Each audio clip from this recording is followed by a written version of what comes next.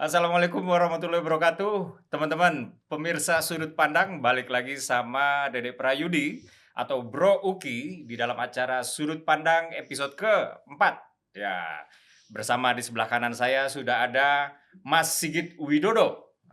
Mas Sigit, Iya. Sigit Widodo itu ada hubungan apa dengan Joko Widodo? Itu nanti saya jelaskan karena kan satu lagi belum diperkenalkan. Oh iya, boleh. Oke.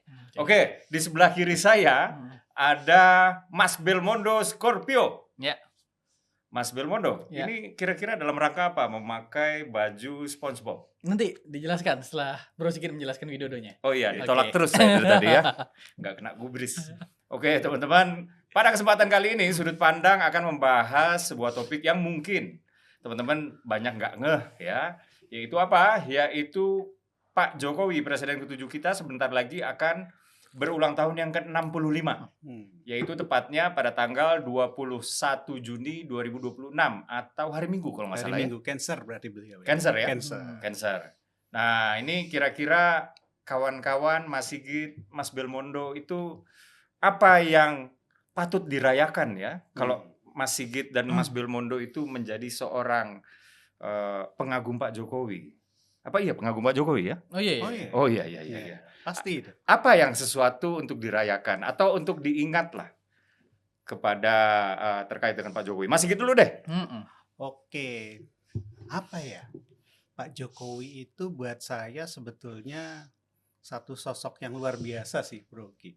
Yang agak susah tuh diungkapkan dengan kata-kata gitu ya. Ya. Tapi yang jelas buat saya Pak Jokowi ini adalah presiden terbaik Indonesia. Melebihi yang pernah ada nih. Yang saya bicara yang mantan-mantan ya, artinya Ya. 1 sampai 7 gitu ya. Kalau Ya. menurut saya Pak Jokowi adalah presiden terbaik yang pernah dimiliki Indonesia, dan saya sebagai generasi yang dilahirkan dari era presiden kedua, jadi saya ngalamin 2, 3, 4, 5, 6, 7 gitu ya sampai sekarang ke-8. Menurut saya belum ada yang bisa mengalahkan Pak Jokowi. Dan itu kenapa? Bias nggak nih?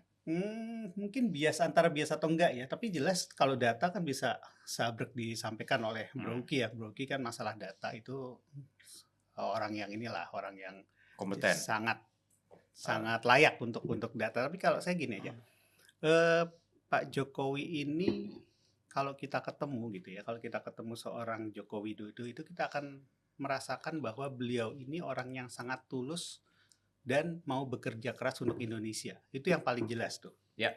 Jadi mungkin ada orang yang nggak pernah ketemu sama Pak Jokowi gitu ya, kemudian suka nyelek-nyelekin jadi haters, itu pasti belum pernah ketemu tuh, Bro Ki. Karena begitu kita ketemu gitu ya, kita akan lihat banget bahwa apa yang disampaikan Pak Jokowi itu tulus. Itu kalau kita bicara di luar data ya. Kalau kita bicara data pasti banyak banget lah.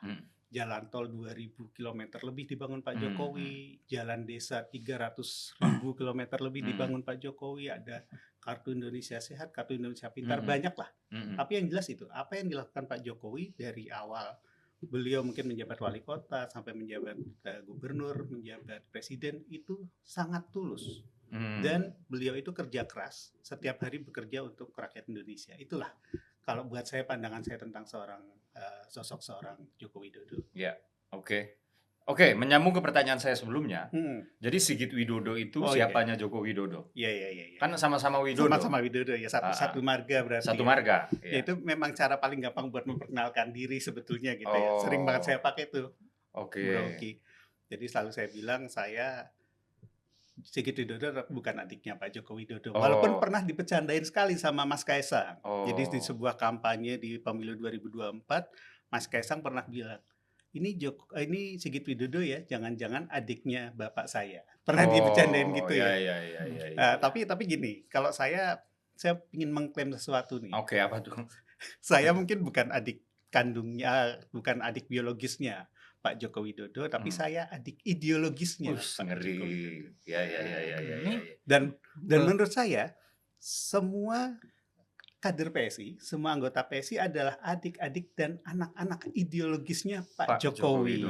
Bro Ki Dede Uki Subianto. Iya, tapi tetap adik atau anak ideologisnya Pak Jokowi kalau menurut saya. Termasuk Mas Belmondo menurut saya juga anak ideologisnya Pak Jokowi nih. Gitu ya. Karena kalau misalnya ada kader PSI yang tidak mengaku sebagai anak ideologisnya Pak Jokowi, saya akan mempertanyakan kePSI-annya. Oh gitu ya. Gitu. Ya. Mantap. Jadi kawan-kawan, Sigit Widodo ternyata bukan siapa-siapanya Joko Widodo.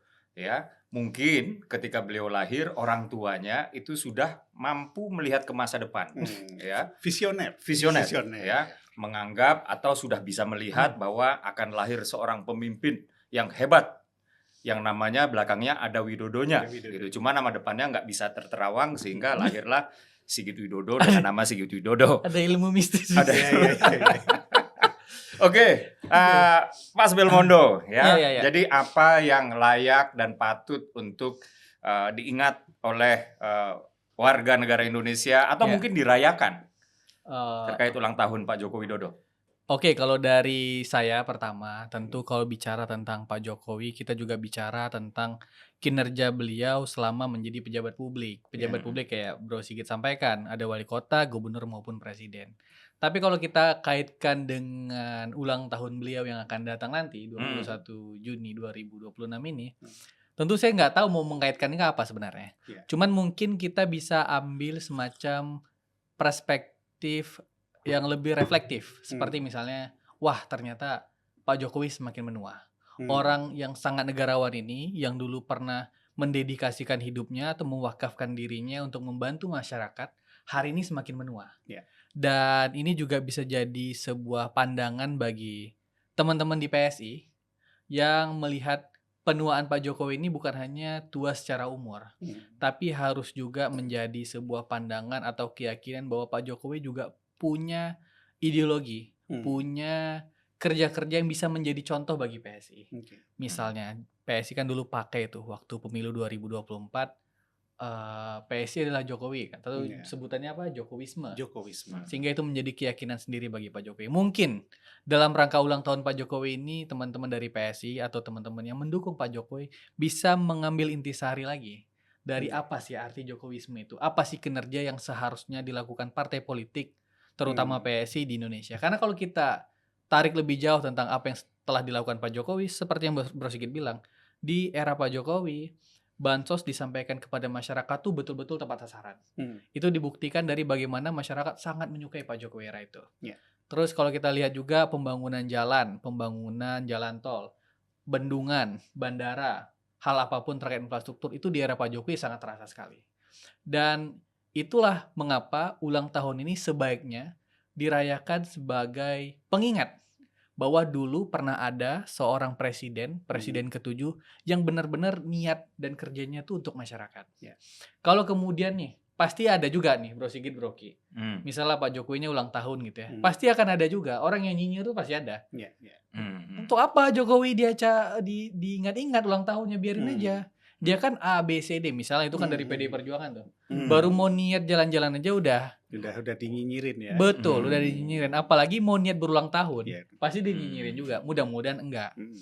Selain ulang tahunnya, kalau kita perhatikan lebih jauh juga belakangan, disampaikan tuh, Pak Jokowi kan pengen keliling. Kelilingnya tuh kan nggak jauh-jauh hari dengan hari ulang tahunnya. Kayaknya perencanaan tuh 25, 26 atau 27 di bulan yang sama. Nah, ini menurut saya juga menjadi hal yang penting selain ulang tahun beliau, yaitu akan kemana beliau setelah ini. Atau mungkin itu cara Pak Jokowi untuk merayakan ulang tahun beliau. Betul. Mungkin itu cara Pak Jokowi merayakan ulang tahunnya. Mungkin sebaik-baiknya ulang tahun bagi beliau ingin dirayakan di rumah, mungkin dia ingin dirayakan dengan bertemu dengan masyarakat. Mungkin itu pandangan. Dan satu hal lagi, mungkin dengan dia bertemu dengan masyarakat, tadi kan Mas Bel sudah mengatakan bahwa Pak Jokowi bagaimanapun manusia biasa yang menua kan. Iya. Mungkin dengan dia bertemu dengan masyarakat, beliau bersalaman dengan masyarakat, disitulah dia justru mendapatkan energinya kembali. Betul. Ya kan? Di samping faktor penuaan tadi yang tentu saja orang semakin tua semakin lelah. Iya, betul. Tapi kan ada loh orang yang semakin banyak ketemu orang, dia malah mendapatkan energi. Berarti Pak Jokowi ini ekstrovert. Bukan begitu tapi kesimpulannya. Bukan begitu ya? Bukan begitu. Iya. Nah, sekarang gantian ya, gue ya. Iya. Oke. Tapi satu hal ya. Apa tuh? 65 tahun sebetulnya nggak tua dalam konteks hari ini ya.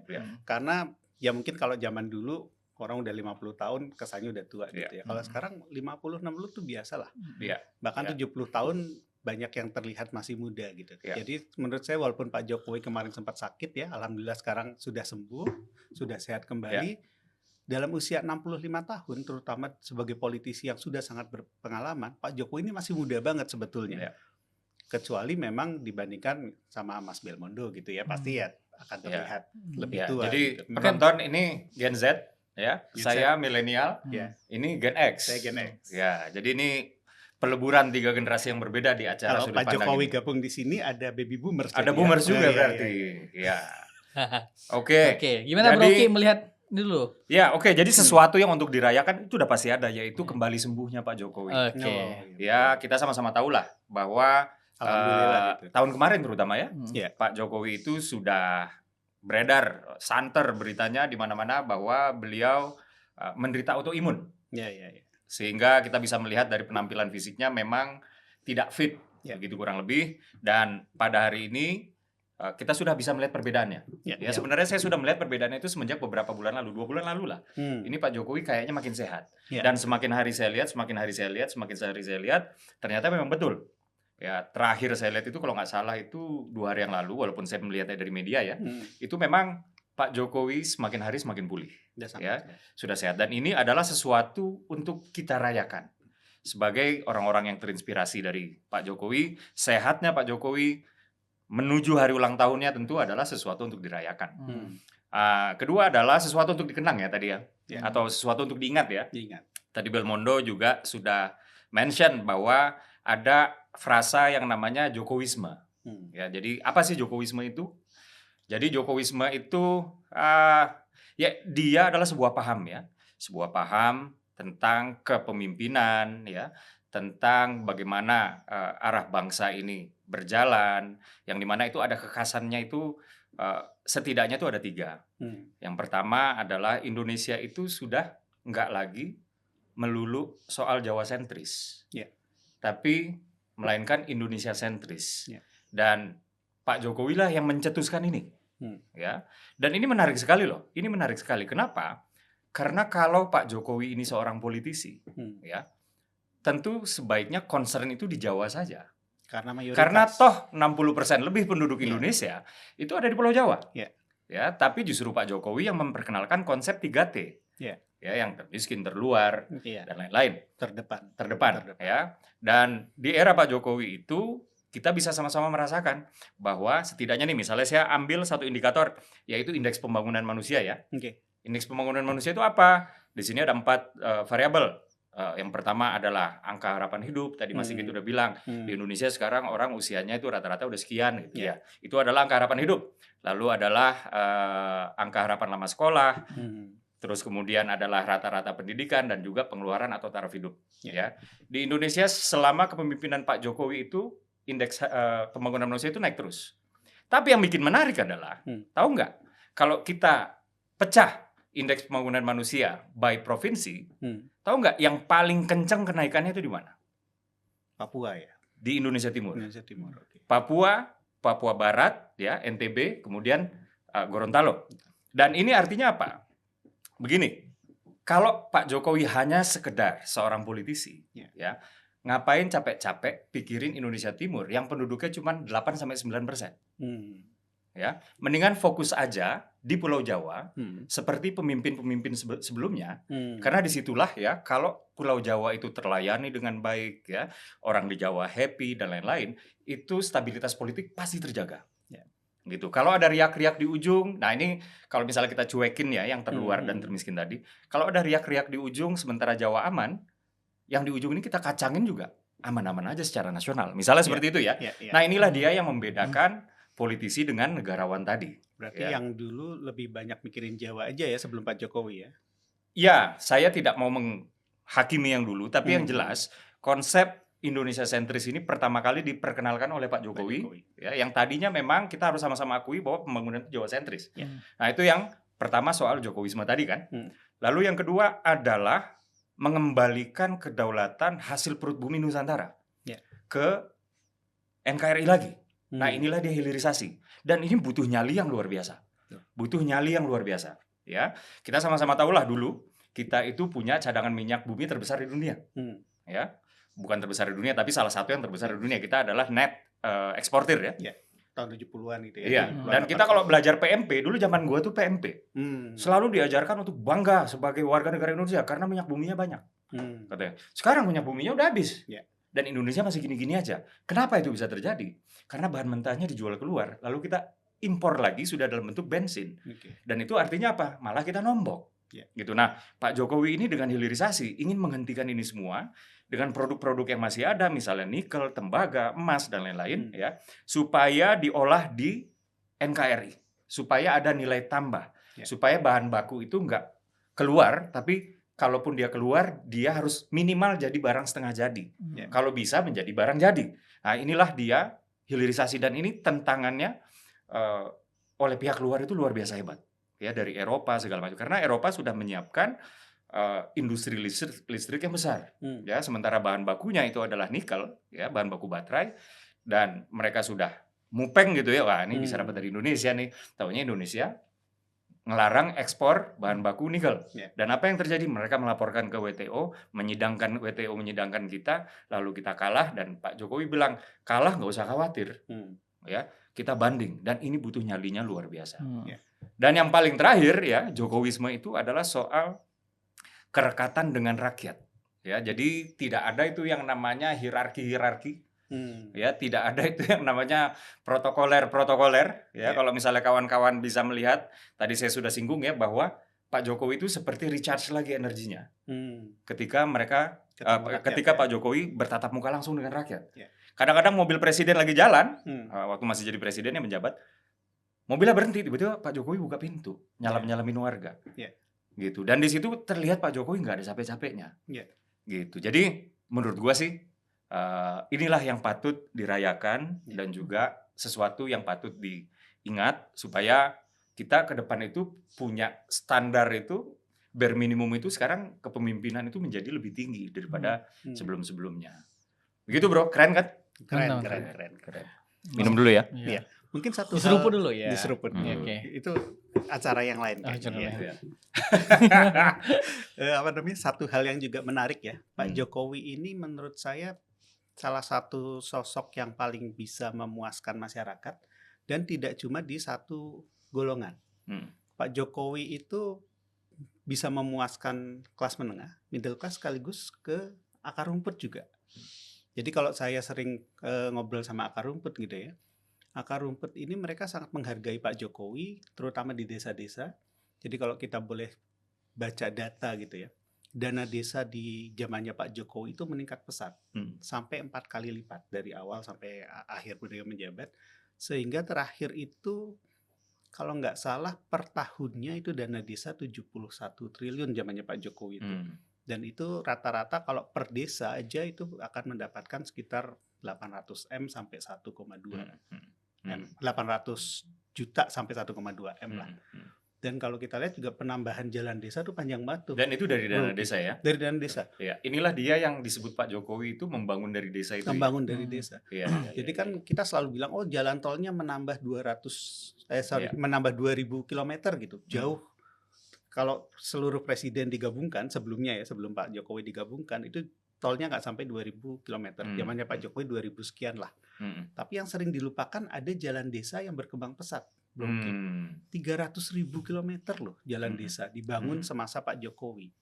Tadi dana desa juga meningkat, sehingga masyarakat desa benar-benar mengalami peningkatan taraf hidup tadi. Peningkatan taraf hidup dan masa kemasan lah di zaman Pak Jokowi ini. Betul. Gitu. Dan ingat bahwa salah satu pemerataan, salah satu wujud dari Indonesia sentris itu adalah BBM satu harga di Papua. Betul. Ya kan, dan itu terobosan luar biasa, dan BBM satu harga di Papua hanya bisa terjadi kalau ada terobosan yang lain, yaitu apa? Tol laut.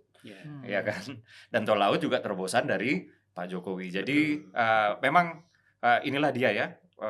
Kenapa mungkin sampai dengan hari ini itu rumah Pak Jokowi selalu ramai dikunjungin orang. Ya kan? Mas Belmondo ya, apakah karena rumah Pak Jokowi yang ramai dikunjungin orang ini layak untuk kita katakan bahwa Pak Jokowi masih dicintai oleh warga negara Indonesia? Oh iya ya, saya setuju tuh kalau dikatakan masih dicintai. Itu juga dibuktikan dari hasil ketersukaan terhadap Pak Jokowi masih tinggi, Hmm. Pak Jokowi masih relevan, dan kalau kita bicara tentang apa yang terjadi di masa lampau, kita nggak perlu peragukan atau pertanyakan lagi lah. Kinerja beliau tuh udah the best, top lah, udah dijelaskan seperti Bro Iki dan Bro Sigit. Tapi lain hal sampai dengan hari ini, Pak Jokowi itu kan kalau di generasi yang lebih muda ya, kan relevan banget di sosial media itu. Pergerakan Pak Jokowi itu kan relevan banget. Yang awalnya rumah di Solo itu menjadi tempat kunjungan orang untuk bertemu beliau, menjadi candaan orang, tiba-tiba menjadi tembok ratapan Solo. Ya, Pak Jokowi kan yang gitu-gitu nggak marah. Kan have fun dan lucu aja. Dan itu tipikal-tipikal yang kita melihat, wah gila nih orang kok nggak marah ya, walaupun dipasangin orang Google Map ratapan Solo, dijadiin candaan, santai aja. Dan ini adalah sikap yang menurut saya juga menjadi sikap yang amat penting bagi generasi yang cukup muda melihat reaksi dari seorang negarawan atau seorang pemimpin. Kita kan nggak berharap kalau misalnya punya pemimpin itu ketika dibecandain, dikritik tuh marah balik. Kita nggak berharap pemimpin yang demikian. Kita berharap pemimpin ketika dia dikritik atau dimarahin, dia tuh cukup sabar dan cukup memahami kondisi bahwa. Nah, ini loh Mas Bel, ini menarik. Dia banyak dikritik, bahkan bukan hanya kritik ya, dihujat, dicaci maki, difitnah. Tapi beliau nggak marah. Tapi kenapa hatersnya malah banyak banget? Nah, hatersnya banyak, tapi yang dukung banyak juga. Masalah yang dukung kan banyak juga yang silent sebenarnya. Ini banyak juga silent majority sebenarnya pendukung Pak Jokowi ini. Tapi dia dukung Pak Jokowi. Saya juga yakin itu. Kan biasanya semakin populer orang, semakin tinggi juga hatersnya. Semakin sedikit hatersnya, jangan-jangan nggak populer. Kan biasanya begitu. Kita kembali lagi Bro Ki ke dengan haters kita banyak ya. Haters kita banyak. Iya, cuman nggak populer juga. Terus kesian banget ya, sedih banget. Jadi yang mengenal kita itu haters doang. Udah nggak populer, yang kenal juga cuma haters doang itu. Harus belajar dari Pak Jokowi. Iya. Terus gimana Mas Bel, lanjut? Terus lain hal lagi, kalau kita bicara tentang Pak Jokowi masih relevan hari ini atau tidak, kembali lagi ke hal yang sering digunakan banyak orang, yaitu sosial media. Pak Jokowi itu kan di sosial media banyak sekali dibicarain orang. Kita kalau membicarakan Pak Jokowi aja, penonton kita rame gitu. Rame. Kalau misalnya di sosial media orang lagi pasang meme Pak Jokowi, saya akan lawan misalnya. Itu kan candaan yang sering dipakai orang. Itu viral banget itu. Viral. Di TikTok juga rame tuh, orang lagi tidur juga. Saya akan lawan terus bangun. Enggak. Hari ini dulu orang beranggapan apa sih yang diomongin Pak Jokowi. Tapi hari ini bagi orang Pak Jokowi itu membawa nuansa menyenangkan. Nuansa yang dimana wah ternyata Pak Jokowi ini kita rindu juga ya Pak Jokowi ini ya. Dulu dia dikritik, dimarahin, dihina, kayaknya dia biasa aja gitu. Terus kalau kita berkaca dengan apa yang dilakukannya, wah di era dia tuh memang sebenarnya bagus juga ya. Orang jadinya punya semacam pandangan reflektif ke belakang bahwa sebenarnya Pak Jokowi itu memang sebagus dan sebaik itu. Relevan sampai hari ini. Dibuktikan apa? Banyak yang datang ketemu Pak Jokowi. Bro Sigit, Mas Uki, saya tuh juga punya harapan. Saya gak pernah foto dengan Pak Jokowi. Tapi harapan saya adalah bisa foto sama Pak Jokowi. Cuma sesederhana itu aja. Kenapa? Ya ternyata dia presiden juga gitu. Bagaimanapun ceritanya, walaupun Pak Jokowi ini dikatakan sebagai tukang kayu lah, ijazahnya palsu lah kata Rosulio dan kawan-kawan, walaupun gak terbukti dan jelas itu salah gitu ya. Tapi sebagai mantan seorang presiden, Pak Jokowi itu menggambarkan bahwa ternyata anak muda yang nggak punya apa-apa, nggak punya privilege, nggak punya kekayaan, material, keluarga, pejabat, hal apapun, bisa jadi presiden. Di satu sisi, Pak Jokowi ini membawa harapan bagi kita yang bukan siapa-siapa, ternyata bisa menduduki kekuasaan untuk membantu banyak orang. Kan biasanya kita beranggapan gini, ini sih silver spoon ini, pantas ya jadi pejabat. Tapi Pak Jokowi itu menjadi pengingat. Untuk banyak orang bahwa di republik ini, lu kalau bukan siapa-siapa, nggak punya apa-apa, tapi kalau lu niat bantuin orang, ada contoh yang nyata yang pernah kejadian. Siapa namanya? Namanya Jokowi. Dan itu pertama ya. Dan itu pertama.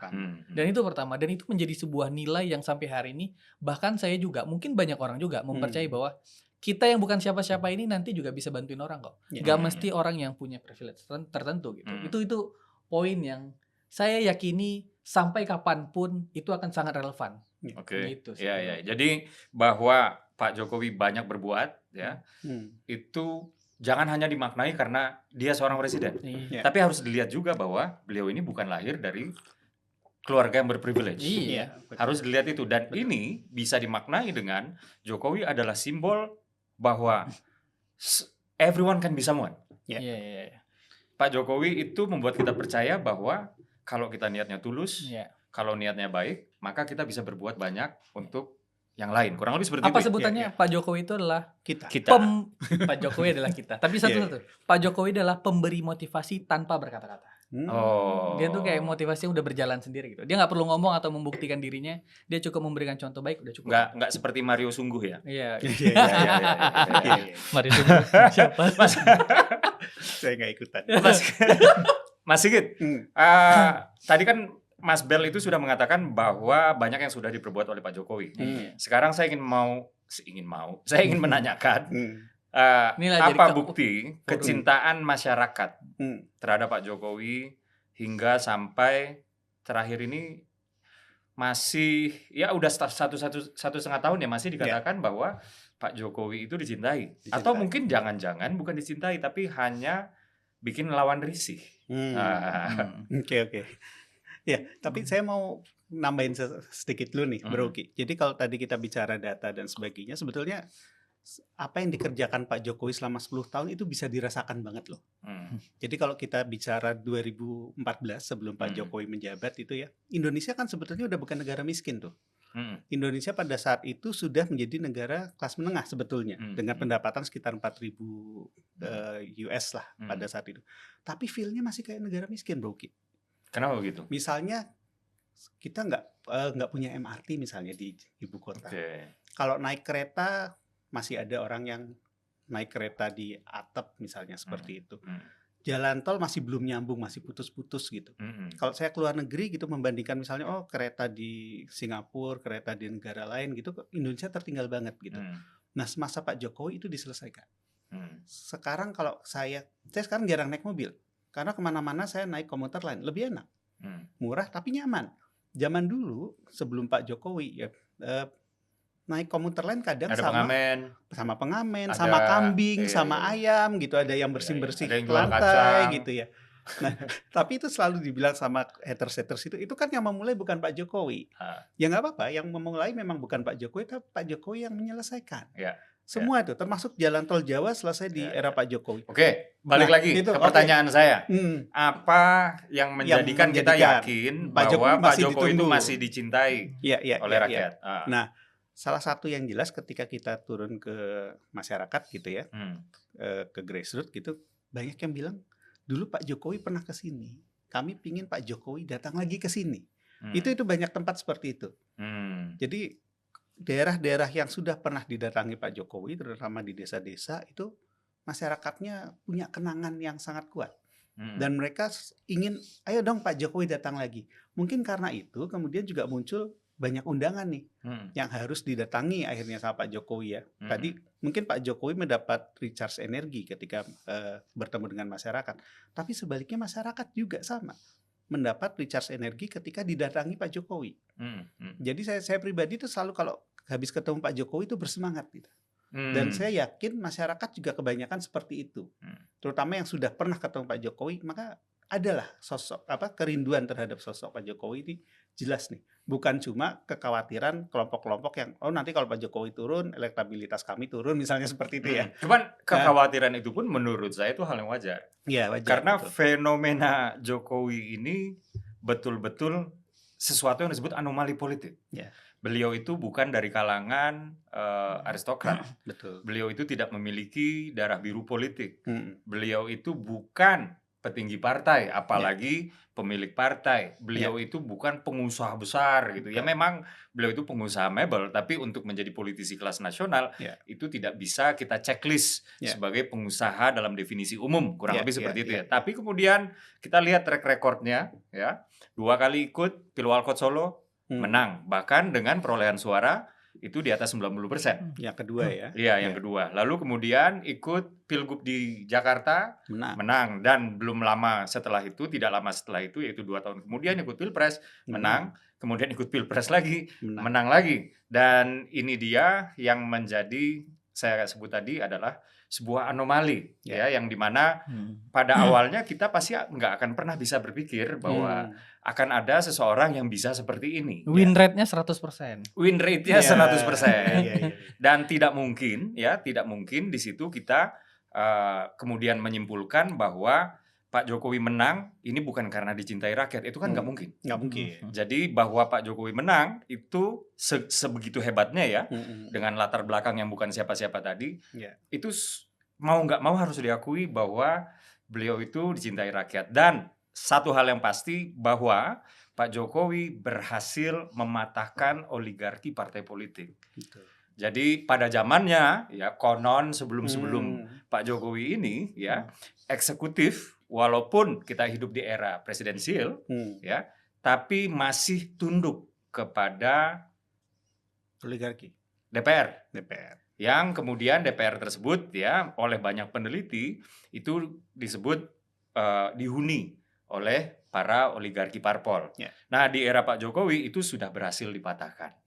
Ya di era Pak Jokowi kemudian parpol-parpol itulah yang kemudian berhasil dikonsolidasikan oleh Pak Jokowi menjadi salah satu kekuatannya Pak Jokowi sendiri walaupun kemudian tetap ada oposisi di sana, bahkan oposisi di eranya Pak Jokowi itu masih lebih hidup ya daripada sekarang ya. Kurang lebih seperti itu. Jadi dia anomali politik, dia juga berhasil mematahkan oligarki partai politik yang pada saat itu Indonesia itu sangat parlemen heavy. Oke, penonton sudut pandang. Demikianlah diskusi kami ya pada kesempatan kali ini. Kita ucapin dulu selamat ulang tahun. Ya, selamat ulang tahun Pak Jokowi yang ke-65. Selamat ulang tahun Pak Jokowi. Selamat ulang tahun Pak. Semoga selalu sehat dan selalu bekerja untuk Indonesia. Oh, mantap. Hidup Jokowi dulu Om Rogi. Hidup Jokowi. Selamat ulang tahun Pak Jokowi, panjang umur, sehat terus ya Pak Jokowi, selalu bersemangat dan tetap menjadi inspirasi baik ya buat anak-anak muda Indonesia yang mungkin pernah kehilangan harapan tentang politik.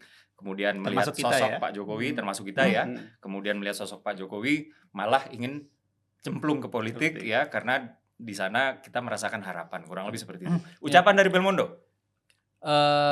Ulang tahun Pak Jokowi membuktikan dan membuat saya mengingat bahwa orang yang bukan siapa-siapa juga bisa sampai pada satu titik yang memang bisa bantuin orang. Oke, siap. Oke, penonton sudut pandang. Dengan demikian kita sudahi dulu ya diskusi kami dalam rangka ulang tahun Pak Jokowi yang ke-65. Sekali lagi selamat ulang tahun Pak Jokowi. Semoga pemirsa sudut pandang bisa meresapi apa-apa yang baik dan inspiratif dari Presiden ke-7 Bapak Joko Widodo. Dan kita undur diri, kita pamit. Wassalamualaikum warahmatullahi wabarakatuh. Oke, sampai jumpa.